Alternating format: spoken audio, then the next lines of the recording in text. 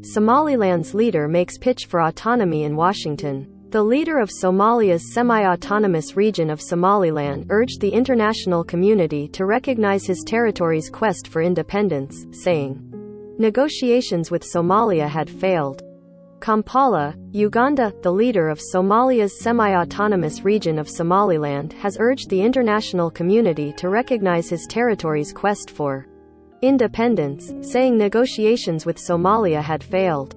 Muse Bihi Abdi charged that in a decade of talks, Somalia has demonstrated a complete lack of interest in meaningful dialogue, forcing Somaliland to press ahead with its quest for international recognition as an independent country. Dialogue has failed to achieve its objectives, he said on Monday in Washington at an event hosted by the Heritage Foundation, the conservative policy think tank. Kevin Roberts, president of the Heritage Foundation, said he believes the U.S. and Somaliland should be strong partners. In a region beset by violence and the threat of extremists, a relatively calm Somaliland offers the U.S. the possibility of a truly sustainable partnership in the Horn of Africa, Roberts said. This territory, of its own accord, has stuck with a democratic system and process for 3 decades. It hasn't been perfect, just like no democratic system is perfect, he said, but the old saying is that character is how you behave when no one is watching. Somaliland has stayed faithful to democracy when hardly anyone is noticing.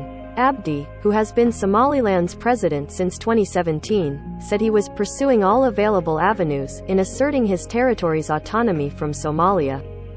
The international community has a moral obligation to support Somaliland's pursuit of international recognition, he said.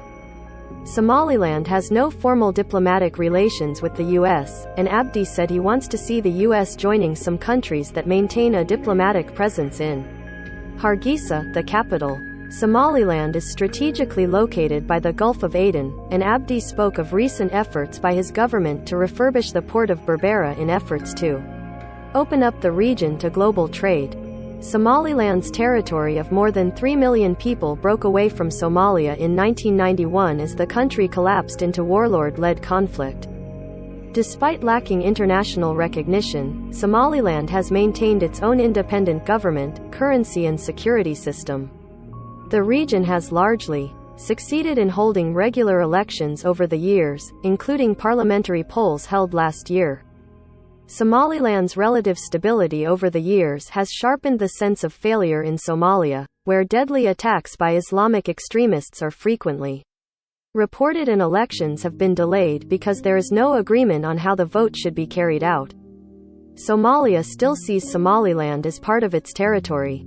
It remains unclear how the Somali federal government will respond to Somaliland's move to seek international recognition as an independent country.